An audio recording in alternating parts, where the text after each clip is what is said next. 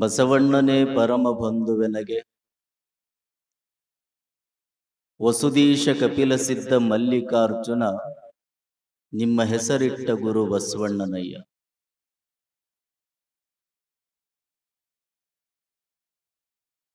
ಪ್ರಾತಸ್ಮರಣೀಯರಾದ ಬಸವಾದಿ ಪ್ರಮಥರನ್ನ ಸ್ಮರಿಸಿ ಮಹಾಮಾನವತವಾದಿ ವಿಶ್ವಗುರು ಜಗಜ್ಯೋತಿ ಭಕ್ತಿ ಭಂಡಾರಿ ಬಸವಣ್ಣನನ್ನ ಸ್ಮರಣೆ ಮಾಡಿ ಬಸವನ ಬಾಗೇವಾಡಿಯ ಸಮಸ್ತ ಸದ್ಭಕ್ತರಿಗೆ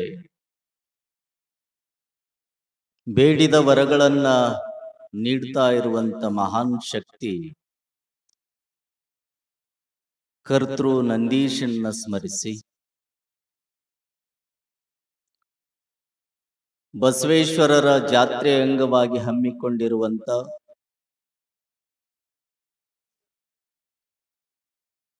ಒಂದು ತಿಂಗಳ ಪರ್ಯಂತರ ನಡೆದುಕೊಂಡು ಬರ್ತಾ ಇರುವಂತ ಶ್ರಾವಣ ಮಾಸದ ಬಸವಾದಿ ಶಿವಶರಣರ ವಚನ ಚಿಂತನ ಅನ್ನುವಂಥ ಪ್ರವಚನದ ವೇದಿಕೆಯಲ್ಲಿ ದಿವ್ಯ ಸಾನ್ನಿಧ್ಯವನ್ನು ವಹಿಸಿಕೊಂಡಿರುವಂತ ಪರಮ ಪೂಜ್ಯರು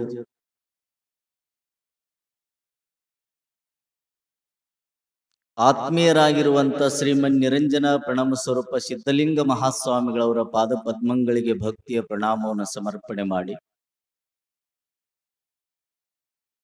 ಬಸವೇಶ್ವರ ಸೇವಾ ಸಮಿತಿಯ ಎಲ್ಲ ಪದಾಧಿಕಾರಿಗಳೇ, ಜಾತ್ರಾ ಕಮಿಟಿ ಎಲ್ಲ ಪದಾಧಿಕಾರಿಗಳೇ,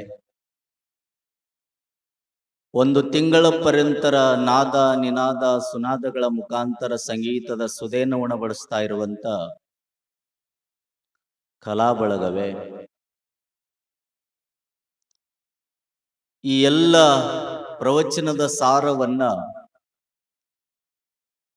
ನಾಡಿನ ತುಂಬ ಬಿತ್ತರಿಸ್ತಾ ಇರುವಂತ ಶರಣು ಬಸ್ತಾಳವರೇ, ಈ ಪ್ರವಚನವನ್ನು ಆಲಿಸಿ ನಾವೆಲ್ಲರೂ ಪಾವನರಾಗಬೇಕನ್ನುವಂತ ಹಂಬಲವನ್ನು ಇಟ್ಕೊಂಡು ಬಂದಿರುವಂತ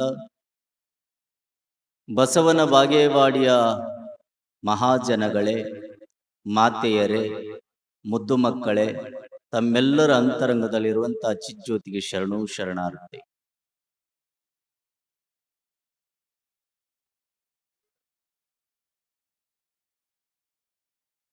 ಮನುಷ್ಯ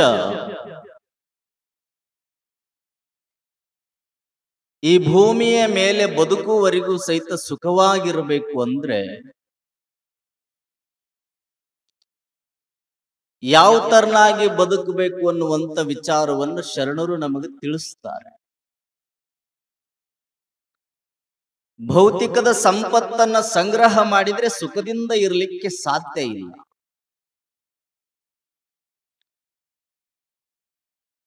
ಆಧ್ಯಾತ್ಮಿಕ ಸಂಪತ್ತನ್ನ ಸಂಗ್ರಹ ಮಾಡಿದ್ರೆ ಸದಾಕಾಲ ಸುಖದಿಂದ ಇರಬಹುದು ಅನ್ನುವಂಥ ಸಿದ್ಧಾಂತವನ್ನು ನಮಗೆ ಕಲಿಸಿಕೊಟ್ಟಿದ್ದಾರೆ. ಆಧ್ಯಾತ್ಮ ಸಂಪತ್ತನ್ನ ಸಂಗ್ರಹ ಮಾಡಿದ್ರೆ ಹೇಗೆ ಸುಖದಿಂದ ಇರಬಹುದು ಅಂದ್ರೆ ಅಂತರಂಗವನ್ನ ಶುಚಿಗೊಳಿಸಿರುವಂತ ಭಕ್ತ ಸದಾಕಾಲ ಬಡವರ ಮೇಲೆ, ಪ್ರಾಣಿ ಪಕ್ಷಿಗಳ ಮೇಲೆ, ದೀನ ದಲಿತರ ಮೇಲೆ, ಕಷ್ಟದಲ್ಲಿರುವಂತ ವ್ಯಕ್ತಿಗಳಿಗೆ ಸಹಾಯ ಮಾಡುವಂತ ಮನೋಭಾವ ಉಳ್ಳಂತ ವ್ಯಕ್ತಿತ್ವ ವೃದ್ಧಿಯಾಗ್ತದೆ. ಯಾವಾಗ ಆ ವ್ಯಕ್ತಿತ್ವ ವೃದ್ಧಿ ಆಯ್ತೋ ಅವಾಗ ಆತನನ್ನು ಎಲ್ಲರೂ ಒಪ್ಪಿಕೊಳ್ತಾರೆ. ಯಾವಾಗ ಒಪ್ಪಿಕೊಳ್ಳೋದನ್ನು ಮಾಡುತ್ತಾರೆ ಅವಾಗ ಆತ ಎಲ್ಲರೊಂದಿಗೂ ಬೆರೆತುಕೊಂಡು ಸುಖದಿಂದ ಇರಲಿಕ್ಕೆ ಸಾಧ್ಯವಾಗುತ್ತದೆ. ಈ ಭೂಮಿಯ ಮೇಲೆ ವಾಸಿಸುವಂತ ಎಲ್ಲ ಪ್ರಾಣಿ ಪಕ್ಷಿಗಳು ಸಹಿತ ಭೇದ ಭಾವವನ್ನ ಮಾಡೋದಿಲ್ಲ.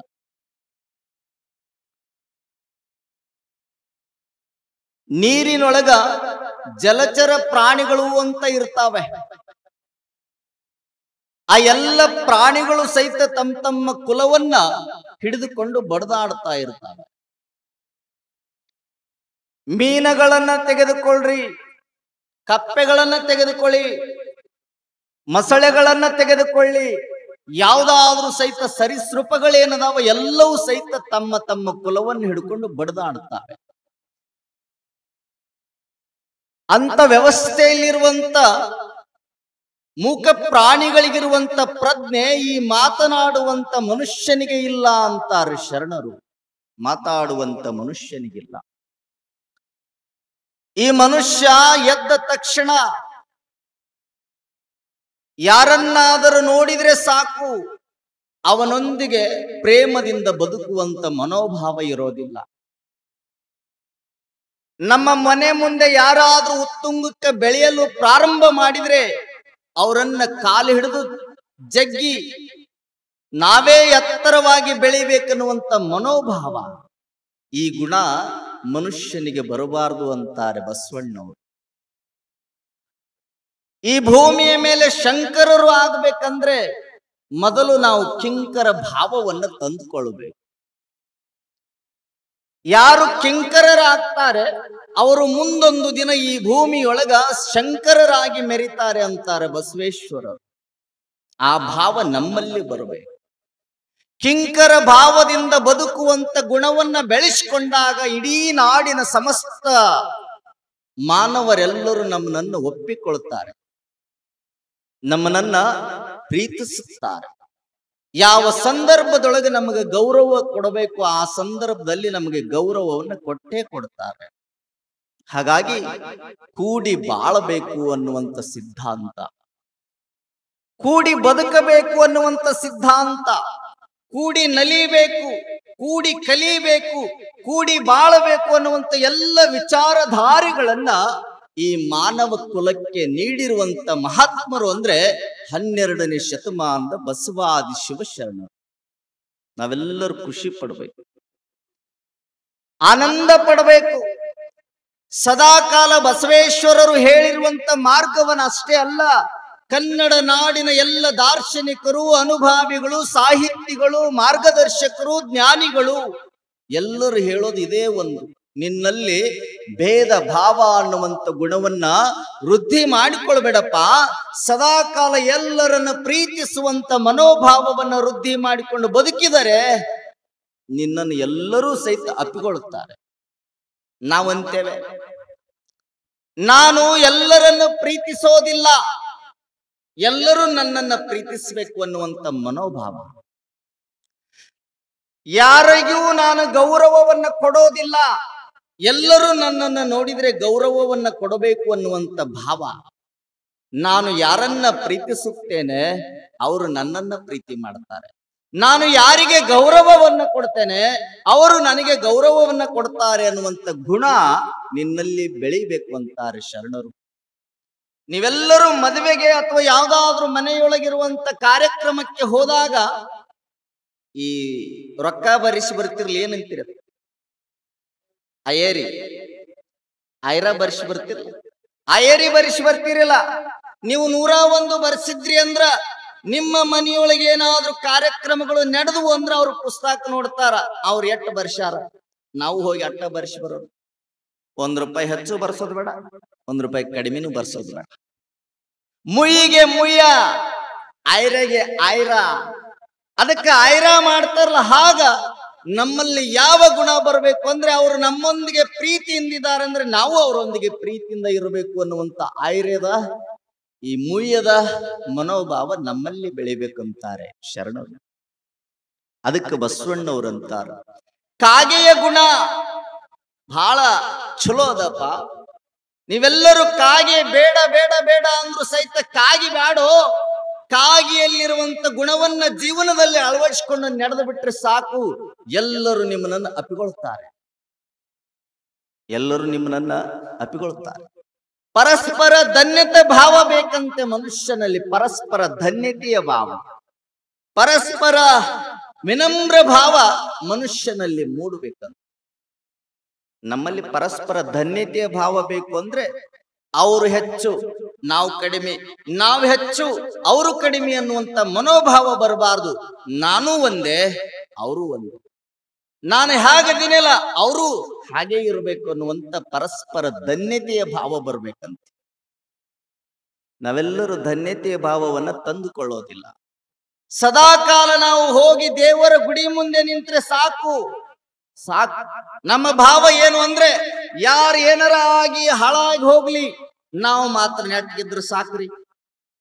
ಯಾರಿಗೆ ಏಟೇ ತ್ರಾಸ ಆಗ್ಲಿ, ಯಾರು ಬೇಕಾದ್ರೂ ಸಾಯ್ಲಿ, ನಾನು ಮಾತ್ರ ಜೀವಂತವಾಗಿರ್ಬೇಕು ಅನ್ನುವಂತ ಮನೋಭಾವ ನಮ್ಮಲ್ಲಿ ಮೂಡಬಾರದು ಅಂತಾರೆ ಶರಣರು.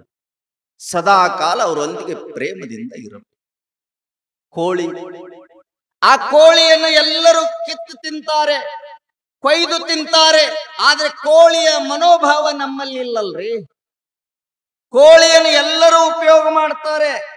ನಿಮ್ಗೆ ಎಲ್ಲರಿಗೂ ನೆನಪಿರ್ಬೇಕು, ಈಗೆಲ್ಲ ಮೊಬೈಲ್ಗಳು ಬಂದಾವ, ಈಗೆಲ್ಲ ಗಡಿಯಾರಗಳು ಬಂದಾವ, ಈಗೆಲ್ಲ ಅಲಾರಾಮ್ಗಳು ಬಂದಾವ.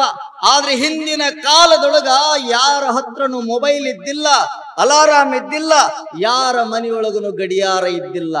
ಹಾಗಾದ್ರೆ ಸಮಯವನ್ನ ಹೇಗೆ ತಿಳಿತಿದ್ರು, ಸಮಯವನ್ನ ಹೇಗೆ ಅರ್ಥ ಮಾಡಿಕೊಳ್ತಿದ್ರು, ಎಷ್ಟೊತ್ತಿಗೆ ಸೂರ್ಯ ಉದಯವಾಗುತ್ತೆ ಅನ್ನೋದು ಹಿಂದಿನ ಜನಗಳಿಗೆ ಗೊತ್ತಾಗಿತ್ತು ಅಂದ್ರೆ ಅದು ಕೋಳಿ ಕೂಗಿದಾಗ ಮಾತ್ರ ಬೆಳಕಾಯಿತು ಅಂತ ತಿಳ್ಕೊಂಡು ಎದ್ದು ಎಲ್ಲರೂ ತಮ್ಮ ತಮ್ಮ ಕಾರ್ಯಗಳನ್ನ ಮಾಡಿ ಬುತ್ತಿಯನ್ನು ಕಟ್ಕೊಂಡು ಹೊಲಕ್ಕೆ ದುಡಿಯಾಕ್ ಹೊಕ್ಕಿತ್ತು. ಜನ ದುಡಿಯಾಕ್ ಹೊಕ್ಕಿತ್ತು. ಕೋಳಿ ಕೂಗಿದಾಗ ಬೆಳಕರಿತು ಅನ್ನುವಂತ ಮನೋಭಾವ. ಭೂತಕಾಲದ ಜ್ಞಾನ, ಭವಿಷ್ಯತ್ ಕಾಲದ ಜ್ಞಾನ, ವರ್ತಮಾನ ಕಾಲದ ಜ್ಞಾನ ಮನುಷ್ಯನಿಗಿಲ್ಲ. ಎಷ್ಟು ಪಂಡಿತನಿದ್ದರೇನು, ಎಷ್ಟು ಜ್ಞಾನಿ ಇದ್ದರೇನು, ಎಷ್ಟು PhD ಮುಗಿಸಿದರೇನು, MA ಓದಿದರೇನು, ಮನುಷ್ಯನಿಗೆ 3 ಕಾಲದ ಜ್ಞಾನ ಇಲ್ಲ ಅಂತಾರೆ ಶರಣರು. 3 ಕಾಲದ ಜ್ಞಾನ ಇಲ್ಲ. ಎಷ್ಟು ಶಾಣೆ ಆದಾನ ಮನುಷ್ಯ ಅಂದ್ರೆ ಈ ಭೂಮಿಯ ಮೇಲೆ ಮಾತನ್ನು ಒಬ್ಬನಿಗೆ ಕೊಟ್ಟಾನ ಭಗವಂತ. ಅದು ಕೇವಲ ಮನುಷ್ಯನಿಗೆ ಮಾತ್ರ, ಯಾರಿಗೂ ಮಾತು ಕೊಟ್ಟಿಲ್ಲ. ಮಾತಾಡ್ತಾನ, ಓದ್ತಾನ, ಎಲ್ಲವನ್ನ ಅಧ್ಯಯನ ಮಾಡ್ತಾನ. ಆದ್ರೆ ಕಾಲಗಳ ಜ್ಞಾನ ಈ ಮನುಷ್ಯನಿಗಿಲ್ಲ ಅಂತಾರೆ. ಕಾಲಗಳ ಜ್ಞಾನ, ಕಾಲಗಳು ಎಷ್ಟ್ರಿ? ಎಷ್ಟು ಕಾಲಗಳು? ಯಾರು ಸಾಲಿಗೆ ಹೋಗಿಲ್ಲ? ನೀವು ಹೋಗಿರೇ ಇಲ್ಲ? ಎಷ್ಟು ಕಾಲ? ಯಾವ್ಯಾವು? ಮಳೆಗಾಲ, ಚಳಿಗಾಲ, ಬೇಸಿಗೆ ಕಾಲ, ಇವು ಅಲ್ಲ. ವ್ಯಾಕರಣದ ಕಾಲಗಳು, ವರ್ತಮಾನ, ಭೂತ, ಭವಿಷ್ಯತ್ ಕಾಲಗಳು ಅಂತ 3 ಕಾಲಗಳಿದಾವೆ. ವರ್ತಮಾನ ಅಂದ್ರೆ ಸದ್ಯದಲ್ಲಿ ನಡೆಯುವುದಕ್ಕೆ ವರ್ತಮಾನ ಅಂತಾರ. ನಿನ್ನೆ ಆಗಿದ್ದಕ್ಕೆ, ಅದು ಆಗಿ ಹೋಗಿರುವಂತ ಕಾಲಕ್ಕೆ ಅಥವಾ ವಿಷಯಕ್ಕೆ ನಾವು ಭೂತಕಾಲ ಅಂತೀವಿ. ಭವಿಷ್ಯತ್ ಕಾಲ ಅಂದ್ರೆ ಮುಂದೆ ಆಗೋದನ್ನ ತಿಳ್ಕೊಳ್ಳೋದು. ಹೌದಾ? ಮುಂದೆ ಆಗೋದನ್ನ, ಈಗ ನಡೆದಿದ್ದನ್ನ, ಹಿಂದೆ ಆಗಿದ್ದನ್ನ ಎಲ್ಲವನ್ನ ಹೇಳುವಂತ ಶಕ್ತಿಯನ್ನು ಯಾರು ಬೆಳೆಸಿಕೊಂಡಿದ್ರಂದ್ರೆ ಅದು ಕಲ್ಯಾಣದ ಶಿವಶರಣರು ಬೆಳೆಸಿಕೊಂಡಿದ್ರು. ಯಾವುದರಿಂದ ಅಂದ್ರೆ ಲಿಂಗ ಪೂಜೆಯ ಸಾಧನೆಯಿಂದ. ಲಿಂಗ ಪೂಜೆಯ ಸಾಧನೆಯಿಂದ ಕಲ್ಯಾಣದ ಶರಣರು ಆ ಎಲ್ಲ ಜ್ಞಾನಗಳನ್ನು ತ್ರಿಕಾಲ ಜ್ಞಾನಿಗಳು ಅಂತ ಕರೀತಾರೆ. ತ್ರಿಕಾಲ ಅಂದ್ರೆ 3 ಕಾಲಗಳ ಜ್ಞಾನ ಯಾರಿಗಿರ್ತದೆ ಅವರು ತ್ರಿಕಾಲ ಜ್ಞಾನಿಗಳು. ಹಂಗ ಎಲ್ಲಾ ಓದಿರಲ್ಪ, ನೌಕರಿ ಮಾಡ್ತೀರಿ, ಪಗಾರ ತಗೊಳ್ತೀರಿ, ಎಷ್ಟೆಲ್ಲ ಅಧ್ಯಯನವನ್ನ ಮಾಡಿರಲ್ಲ, 3 ಕಾಲಗಳ ಜ್ಞಾನ ನಿಮ್ಗಿದೆ ಏನು? ಆಯ್ತಾ? ವರ್ತಮಾನ ಸದ್ಯದಲ್ಲಿ ನಡೆಯುವಂಥದ್ದು. ಈಗ ನಾನು ಎಲ್ಲರೊಂದಿಗೆ ಕೂಡಿ ಉಣ್ಣುವುದರಲ್ಲಿ ಸುಖ ಇದೆ ಅನ್ನುವಂತ ವಿಚಾರವನ್ನ ಕುರಿತು ನಾ ಹೇಳ್ತಾ ಇದ್ದೀನಿ. ಇದು ಯಾವ ಕಾಲ್ರಿ? ಯಾವ ಕಾಲ? ವರ್ತಮಾನ. ನಿನ್ನೆ ಸುಕುಮಾರ ಕಂದ ಅನ್ನಂತ ಯೂಟ್ಯೂಬ್ ಚಾನೆಲ್ ಅನ್ನ ಬಿಡುಗಡೆ ಮಾಡಿಬಿಟ್ಟೆ. ಇದು ಯಾವ ಕಾಲ? ಭೂತಕಾಲ. ನಾಳೆಗೆ ನಾನು ಯಾವುದಾದ್ರೂ ಒಬ್ಬ ಶ್ರೇಷ್ಠ ಶರಣನ ಜೀವನ ಚರಿತ್ರೆನ ಹೇಳುತ್ತೇನೆ. ಇದು ಯಾವ ಕಾಲ? ಯಾವ್ದ್ರಿ? ದೊಡ್ಡ ಶಾಣೆ ಆದವ್ರಿ ಹುಡುಗರು, ಎಲ್ಲ ಸರ್ವಜ್ಞನ ಮೊಮ್ಮಕ್ಕಳಿಲ್ಲ. ಎಷ್ಟೆಲ್ಲ ಕೇಳ್ತಿರಲ್ಲ. ವರ್ತಮಾನ ಕಾಲ ಅಂದ್ರೆ ಈಗ ನಡೆದಿದ್ದು, ಭೂತಕಾಲ ಅಂದ್ರೆ ಹಿಂದೆ ಆಗಿದ್ದು, ಭವಿಷ್ಯತ್ ಅಂದ್ರೆ ಮುಂದೆ ನಡೆಯುವಂತದ್ದು. ಈ ಎಲ್ಲ ಕಾಲಗಳ ಜ್ಞಾನ ಇರೋದು ಪ್ರಾಣಿಗಳಿಗೆ ಮಾತ್ರ ಅಂತಾರೆ ಯೋಗಿಗಳು, ಜ್ಞಾನಿಗಳು, ಶರಣರು. ವರ್ತಮಾನ ಕಾಲದ ಜ್ಞಾನ ಆನೆಗೆ ಮಾತ್ರ ಇತ್ತಂತೆ. ಆನೆಗೆ ಮಾತ್ರ ವರ್ತಮಾನ ಕಾಲದ ಜ್ಞಾನ ಇರುತ್ತದೆ. ಹೇಗೆ ಅಂದ್ರೆ ಹಿಂದಿನ ದಿನಮಾನಗಳಲ್ಲಿ ಎಲ್ಲ ಮಹಾರಾಜರು ಸಹಿತ ಯುದ್ಧಕ್ಕೆ ಹೋಗುತ್ತಿರಬೇಕಾದ್ರೆ ಆನೆಗಳನ್ನ ಬಳಕೆ ಮಾಡ್ತಿದ್ರು, ಕುದುರೆಗಳನ್ನ ಬಳಕೆ ಮಾಡ್ತಿದ್ರು, ಒಂಟಿಗಳನ್ನ ಬಳಕೆ ಮಾಡ್ತಿದ್ರು. ತೆಗೆದುಕೊಂಡು ಹೋಗಿ ಯುದ್ಧವನ್ನ ಮಾಡಿ ಆ ರಾಜ್ಯವನ್ನ ಗೆದ್ದುಕೊಂಡು ಬರುವಂತ ಸನ್ನಿವೇಶಗಳನ್ನು ನಾವು ಓದಿದ್ದೇವೆ, ಕೇಳಿದ್ದೇವೆ, ವಿಚಾರಗಳನ್ನ ತಿಳ್ಕೊಂಡಿದ್ದೇವೆ. ಆನೆ ಹೋಗಿ ವೈರಿಗಳೊಂದಿಗೆ ಯುದ್ಧವನ್ನ ಮಾಡುತ್ತಿರಬೇಕಾದ್ರೆ ಒಂದು ವೇಳೆ ಆನೆಯ ಕಡೆ ಇರುವಂತ ಯಾವುದಾದ್ರೂ ಒಬ್ಬ ವ್ಯಕ್ತಿ ಆನೆಯ ಕಾಲ ಹತ್ರ ಬಿದ್ರೆ ಕಾಲನ್ನ ಅವನ ಮೇಲಿಟ್ಟು ಯುದ್ಧವನ್ನ ಮಾಡ್ತಿದ್ದಿಲ್ಲ. ಇವನು ನಮ್ಮವನು ಅನ್ನುವಂತ ಭಾವನೆಯೊಳಗೆ ಆನೆ ಕಾಲನ್ನ ಮೇಲೆ ಹಿಡಿದು ಯುದ್ಧವನ್ನ ಮಾಡಿ ವೈರಿಯನ್ನ ಕೊಲ್ತಿತ್ತೆ ಹೊರತಾಗಿ ತಮ್ಮನ ವ್ಯಕ್ತಿಯನ್ನ ಎಂದೂ ಕೊಲ್ತಿದ್ದಿಲ್ಲ. ಇದು ವರ್ತಮಾನ ಕಾಲದ ಜ್ಞಾನ ಆನೆಗೆ ಇತ್ತು. ಭೂತಕಾಲದ ಜ್ಞಾನ ಯಾವುದಕ್ಕಿದೆ? ಯಾವುದಕ್ಕೈತ್ರಿ ಈ ಭೂಮಿ ಮೇಲೆ?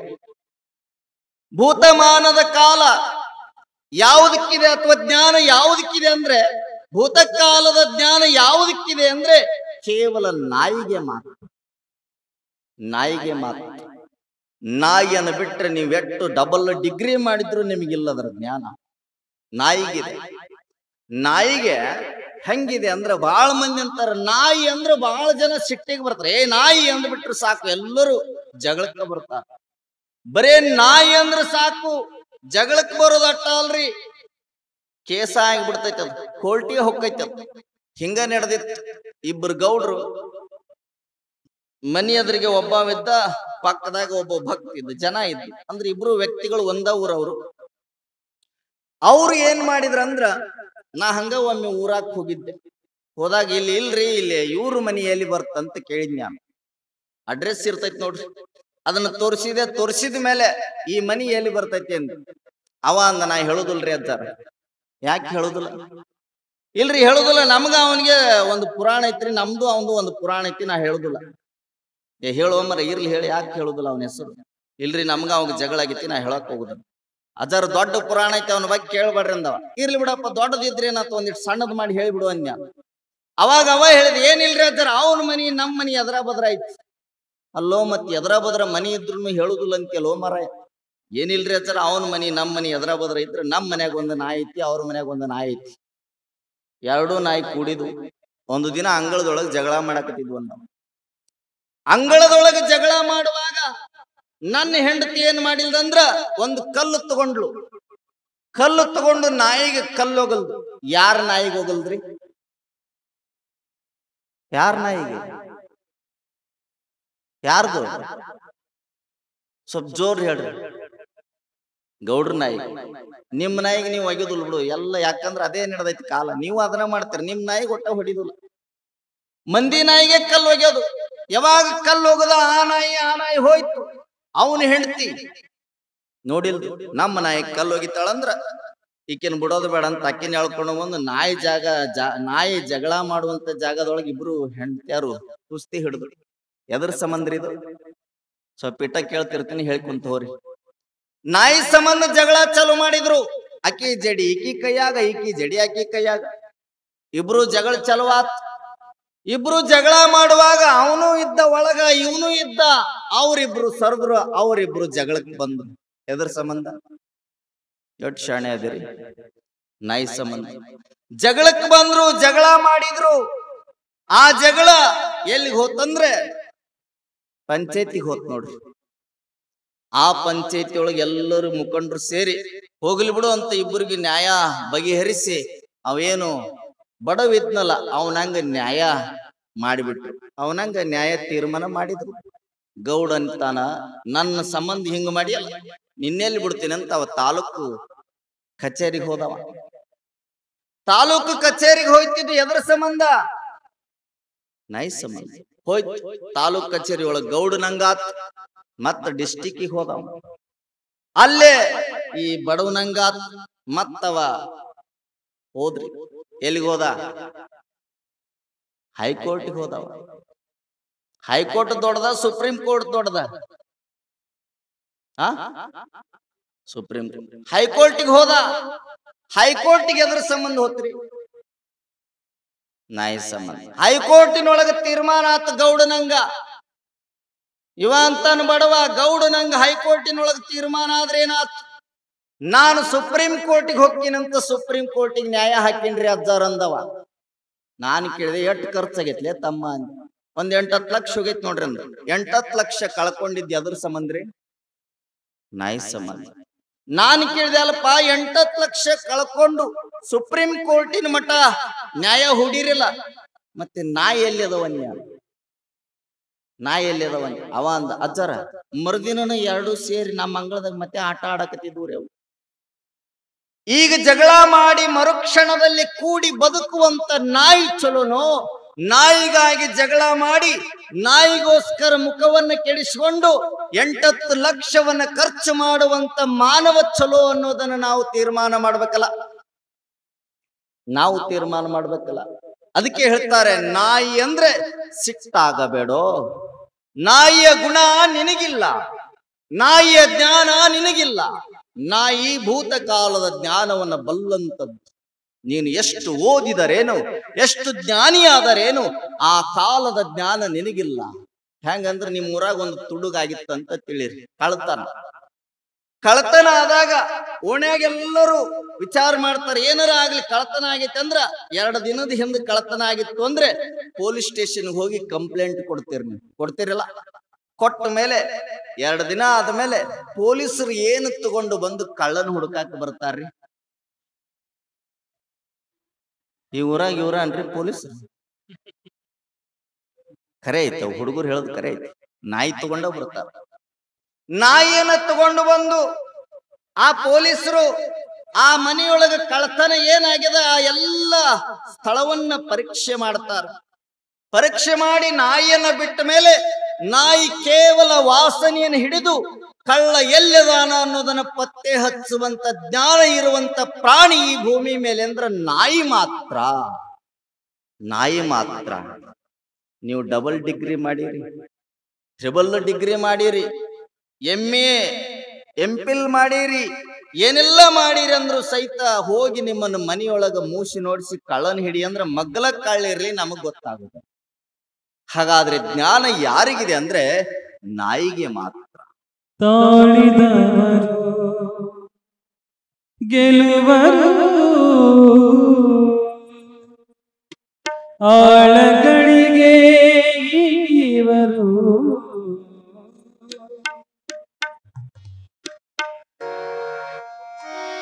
ನೋವು ಕಡಿದ ಮೆಟ್ಟಿಲೇರಿ,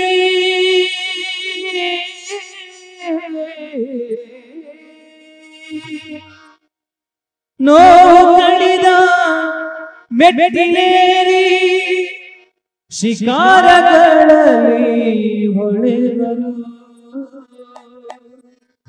ಶಿಕಾರಗಳಲ್ಲಿ ಹೊಳೆವರು,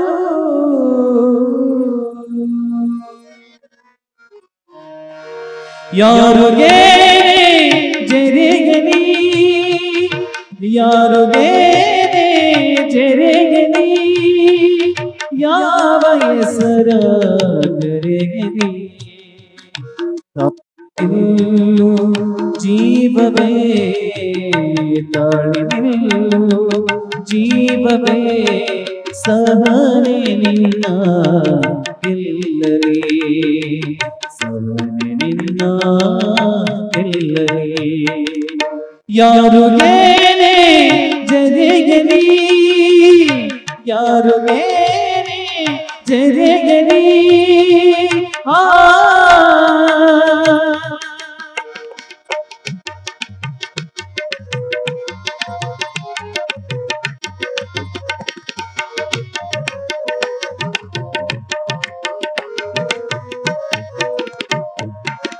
ಆಡಲಂತೆ ಕೆಲವರು, ಕಾಡಲಂತೆ ಕೆಲವರು, ಆಡಲಂತೆ ಕೆಲವರು, ಬಾಳಲೆಂದೇ ಕೆಲವರು ತಾಳಿರುವರು ಬಾಳಲು ತಾಳಿರುವರು ಬಾಳಲು ನೋಯಲೆಂದೇ ಕೆಲವರು ನೋಯಲೆಂದೇ ಕೆಲವರು ಯಾರುಗೆ ಚೆರೆಯಲಿ ಯಾರುಗೆ ಚೆರೆಯಲಿ ಯಾವ ಹೆಸರ ಕರೆಯಲಿ ತಾಳಿ ನಿಲ್ಲು ಜೀವವೇ ತಾಳಿ ನಿಲ್ಲು ಜೀವವೇ ಸಹನೆ ನಿನ್ನ ಗೆಲ್ಲಲಿ ಸಹನೆ ನಿನ್ನ ಗೆಲ್ಲಲಿ ಯಾರಿಗೆ ಜರೆಯಲಿ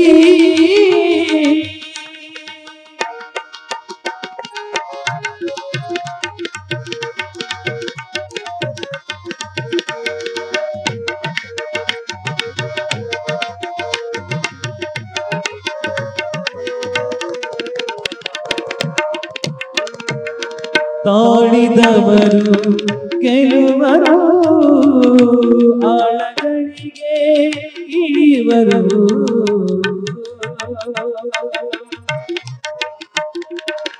ತಾಳಿದವರು ಗೆಲುವರು ಆಳಗಳಿಗೆ ಇಳಿಯುವರು ನೋವು ಕಳೆದ ಮೆಟ್ಟಿಲೇರಿ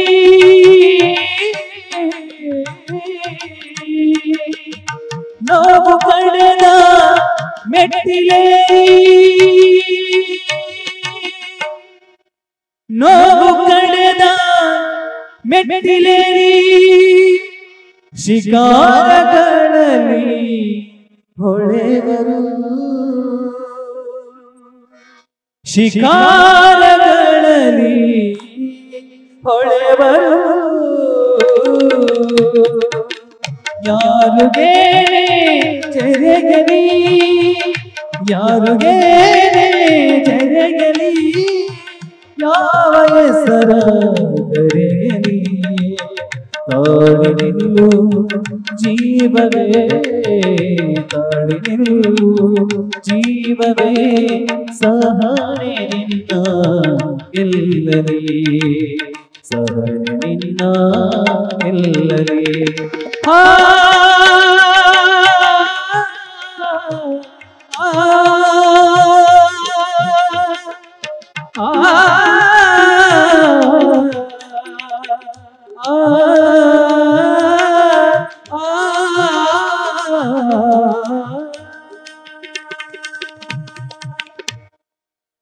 जय मंगलम जय नमः ಪರಾಭವೇಶ್ವ ಹರ ಹರ ಮಹಾದೇವ.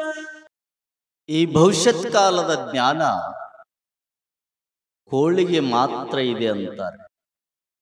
ಮುಂದೆ ಆಗೋದನ್ನ ಸಮಯವನ್ನ ಹೇಳುವಂತ ಕೆಲಸವನ್ನ ಕೋಳಿ ಮಾಡ್ತೈತಿ. ಈಗ ಕೋಳಿ ಊರು ತುಂಬಾ ಇದ್ರು ಸಹಿತ ಕೂಗಂಗಿಲ್ಲ, ಅವು ಕೂಗಂಗಿಲ್ಲ. ಯಾಕಂದ್ರೆ ಕೂಗಿದ್ರೆ ನಾವು ಬದುಕೋದಿಲ್ಲ ಅನ್ನೋದು ಅವಕ್ಕೆ ಗೊತ್ತೈತಿ. ಅದಕ್ಕೆ ಅವು ಕೂಗೋದ ಬಿಟ್ಬಿಟ್ಟ. ನಾವು ಕೂಗಿದ್ರೆ ನಮ್ಮನ್ನ ಬಿಡುದಿಲ್ಲ ಅವ್ರು ಅನ್ನೋದು ಗೊತ್ತಿದ್ದಕ್ಕೆ ಅವು ಕೂಗೋದಿಲ್ಲ.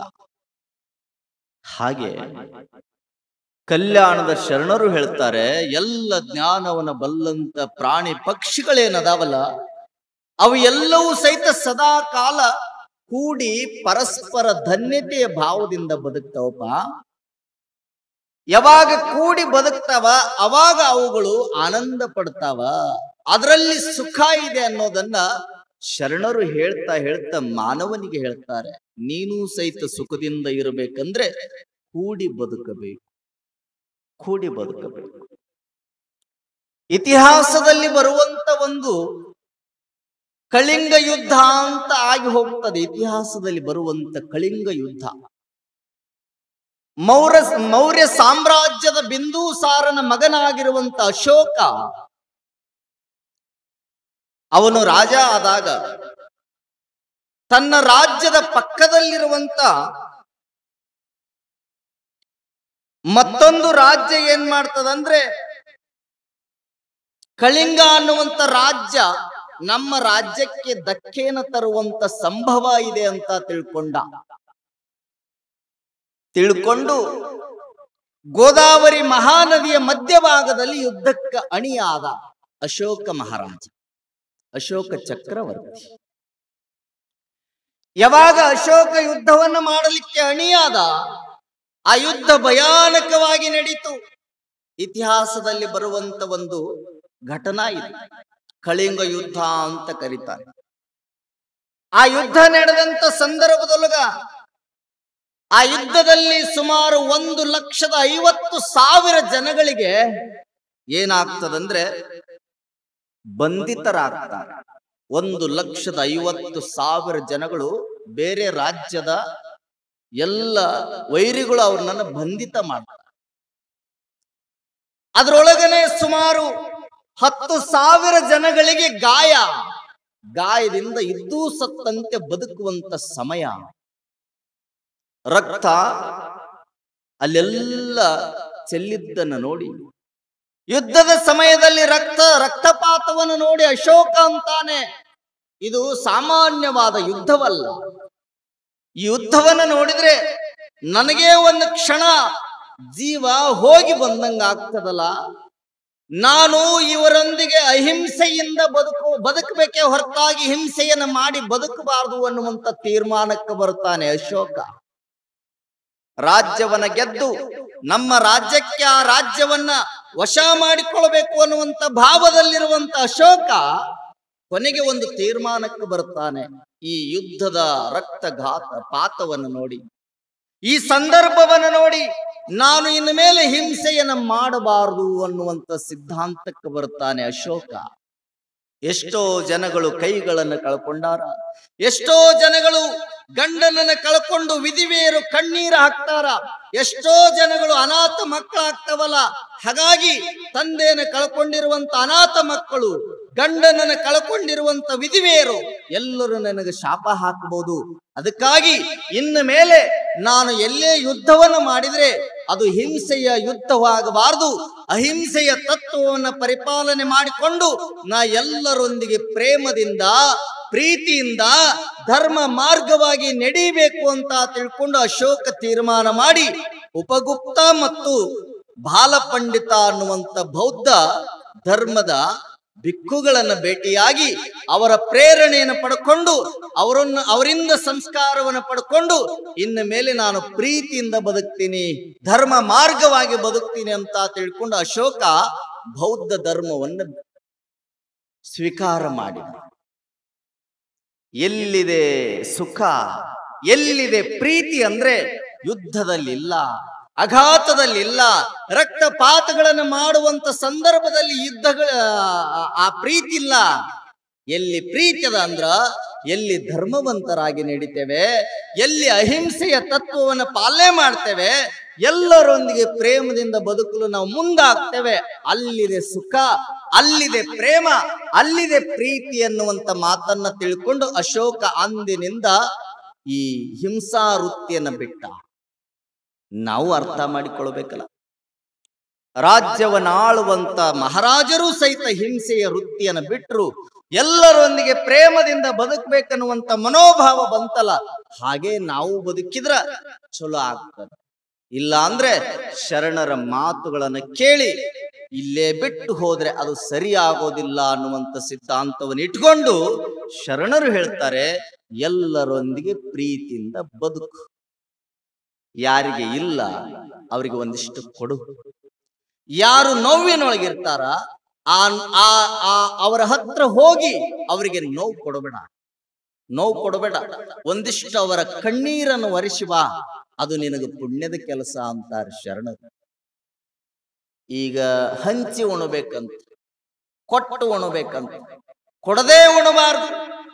ಕೊಟ್ಟು ಉಣ್ರೆ ಅದ್ರೊಳಗ ಪ್ರೀತಿ ಐತಿ ಅಂತಾರ ಶರಣರು. ಕೊಟ್ಟು ಉಣಬೇಕು, ಕೊಡಲಾರ್ದ ಉಣೋರು ಅದಾರ ಈ ಭೂಮಿ ಮೇಲೆ. ಒಬ್ಬವ ಒಟ್ಟ ಸಿರಿ ಸಂಪತ್ತನ್ನು ಗಳಿಸಿದವ ಸಿಕ್ಕಾಪಟ್ಟಿ ಆಸ್ತಿ ಇತ್ತು ಖರೆ, ಆದ್ರೆ ಎಲ್ಲರೊಂದಿಗೆ ಕೂಡಿ ಉಣ್ಣುವಂತ ಮನೋಭಾವ ಇದ್ದಿಲ್ಲ. ಎಷ್ಟು ವಿಚಿತ್ರ ಅಂದ್ರ ಮದ್ವಿ ಮಾಡಿಕೊಂಡ್ರ ಹಣ ಖರ್ಚಾಕೈತಿ ಅಂತ ಮದ್ವಿನ ಮಾಡಿಕೊಳ್ಳೋದು ಬಿಟ್ಟಿದ್ದವ. ಇಂಥವ್ರು ಹೋದಾರ್ರಿ ಭೂಮಿ ಮೇಲೆ. ಅವ್ರನ್ನ ಹೆಂಗ್ ಹುಡುಕೋದಂದ್ರ ದೀಪ ಹಚ್ಕೊಂಡು ಲೈಟ್ನಾಗ ಹುಡುಕಿದ್ರೆ ಸಿಗುದಿಲ್ಲ. ಲೈಟ್ ಒಳಗ್ ಹುಡುಕಿದ್ರೆ ಸಿಗೋದಿಲ್ಲ, ದೀಪ ಹಚ್ಕೊಂಡು ಹುಡುಕ್ಬೇಕು ಅವ್ರನ್ನ. ಅಂತವ್ರು ಹೋದಾರ. ಅವ ಅಂದ, ಈಗ ನಾ ಏನಾರ ಮದ್ವಿ ಮಾಡಿಕೊಂಡ್ರ ಮತ್ತ 100 ಕೋಟಿ ಇತ್ತಂದ್ರ ಅದ್ರಾಗ 25 ಕೋಟಿ ಮದ್ವಿಗೆ ಖರ್ಚಾದ್ರ ಏನ್ ಮಾಡಬೇಕ್ರಿ? ಅದಕ್ಕ ಮದ್ವೆ ಆಗೋದ ಬೇಡ ಅಂತ ಒಬ್ಬಂಟಿಗನಾಗಿ ಗೂಗಿ ಕುಂತಿರ್ತಿದ್ದು ಮನ್ಯಾಗ. ದೊಡ್ಡ ಮನಿ ಅರಮನಿ ಏನೆಲ್ಲ ಇತ್ತು, ಕರೆ ತಗೊಂಡ್ ಏನ್ ಮಾಡೋದು? ಎಲ್ಲಾ ಕುಂತಿದ್ದ. ಅವನಿಗೊಂದು ಆಸೆ ಇತ್ತು. ಏನು ಅಂದ್ರ ಬೇಸನ್ ಉಂಡಿ ತಿನ್ಬೇಕಂತ. ಏನ್ರಿ? ಬೇಸನ್ ಉಂಡಿ. ಬೇಸನ್ ಉಂಡಿ ತಿನ್ಬೇಕು ಅಂದ್ರ ಮನೆಯಾಗಿರುವಂತ ಹಣ ಖರ್ಚು ಮಾಡಿ ಬೇಸನ್ ಉಂಡಿ ಕಟ್ಟಾಕ ಏನೇನು ಬೇಕು ಎಲ್ಲ ಸಾಮಗ್ರಿಗಳನ್ನ ತರಿಸ್ಲೇಬೇಕಲ್ಲ. ತರಿಸ್ಲಿಲ್ಲ ಅಂದ್ರೆ ನಡೆಯೋದಿಲ್ಲ, ಬೇಸನ್ ಉಂಡಿ ತಿನ್ನಕ್ ಆಗೋದಿಲ್ಲ. ಅವ ಅಂದ, ಬೇಸನ್ ಉಂಡಿ ತಿನ್ಬೇಕು, ಏನಾರ ಮಾಡಿ ಅಡಿಗೆ ಭಟ್ಟನ ಕರೆದು ಅವನಿಗೆ ಬೇಸನ್ ಉಂಡಿ ಮಾಡಕ್ ಎಷ್ಟು ಖರ್ಚಾಕೈತಿ ಕೈ ಹಿಡಿತದಿಂದನ ಕೊಟ್ಟು ಅವನು ಉಂಡಿ ಮಾಡಕ್ ಕರ್ಸಿದ. ತಗೋರಪ್ಪ ಉಂಡಿ ಮಾಡು, ಏನೇನ್ ಬೇಕು ಅವಕ್ಕೆಲ್ಲ ತಗೊಂಡು ಬಾ ಅಂದ. ಬೇಸನ್ ಉಂಡಿ ಮಾಡಕ್ ಏನೇನ್ ಬೇಕ್ರಿ? ನಿಮ್ಮೂರಾಗ ಒಟ್ಟ ಬೇಸನ್ ಉಂಡಿ ಮಾಡುದಿಲ್ಲ. ಬರೇ ಶೇಂಗಾ ಉಂಡಿ, ಸಜ್ಜಿ ಉಂಡಿ, ಹೆಸರು ಉಂಡಿ ಇವ. ಬೇಸನ್ ಉಂಡಿ ಮಾಡೋದಕ್ಕೆ ಏನ್ ಬೇಕು ತಗೊಂಡು ಬಾ ಅಂದ. ಅವೆಲ್ಲ ತಗೊಂಡು ಬಂದ. ತಗೊಂಡು ಬಂದ ಮೇಲೆ ಬೇಸನ್ ಉಂಡಿ ತಯಾರು ಮಾಡಕತ್ತಿದ್ದವ.